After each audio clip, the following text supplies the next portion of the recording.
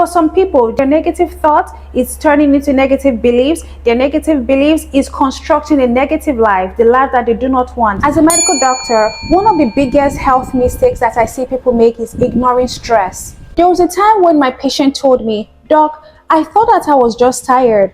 Why did I end up A&E 7 o'clock in the morning? I thought that it was just poor sleep. I thought that it was just that I'm missing on some rest. How did it get to this point, Doc?" And as I spoke to them, as we talked, it became obvious that they've been ignoring stress, unrelentless stress for months, for years. Now it is affecting their sleep, their relationships, their job, self-esteem, their sense of self, name it. Stress is something that you do not allow to go under the radar. It won't just affect your mental health, it will affect your physical health. In this video, I would like to talk about why stress is more than a feeling. It goes way beyond having off day. One of the saddest realities that I've seen over the years as a medical doctor is that people spend a lot of time chasing money, chasing status, chasing accolades. They're neglecting their personal health. If you can relate, type in the comment section and like this video. They ignore their personal health. They ignore how they take care of themselves. They're taking care of others. And years down the line, they spend that same money that they've been working so hard for years, for decades, on their health. Protecting your mental and your physical health is the best investment you can ever make. It is better than investing in stocks, in forex. Once your physical health and your mental health, once they're good, once you as a person, once you're good, the quality of your life is better.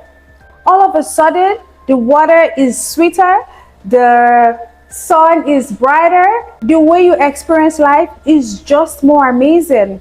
If you're traveling via car from one city to another and you ignore checking your fuel gauge, your oil gauge, your water gauge, you ignore checking your car to, just to make sure that your car can actually take you from point A to point B, you ignoring it does not mean that the car won't break down. It doesn't prevent the fact that the car might break down. So it is better to check in with yourself several times during the day. Check in with your body. How are you feeling right now? Pay attention to your body. What ways can you manage stress?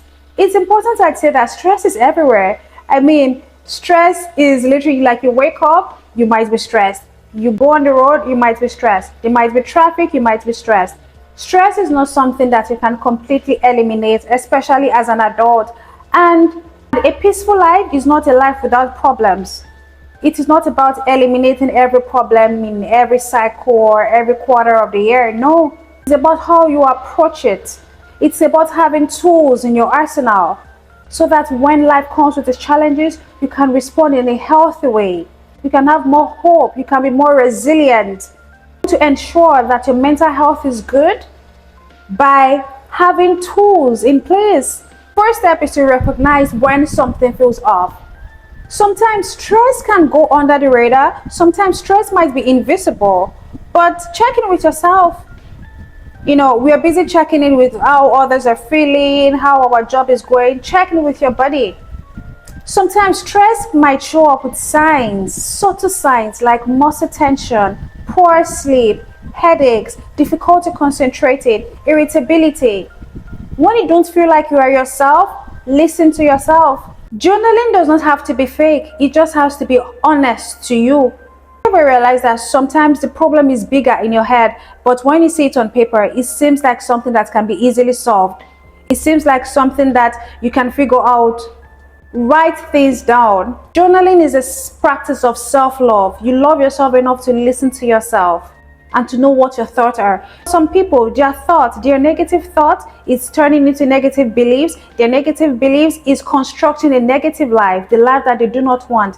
While for some people, they think positively, they see the cup half full, they go out like that into the world, they have positive belief, they have positive self-esteem, and they have positive experiences. It is not coincidental. It started with your thought. Some of the things that you desire, there might be some belief systems, some thought patterns that are blocking it. You want to listen to yourself. Think about it. You go about your day listening to every other person, but what about listening to yourself? Remember that managing stress is a daily habit. It is not a one-time event. It is not a quick fix. It is not a quick pill. Research has shown that slow deep breathing, diaphragmatic breathing, activates the body's relaxation system.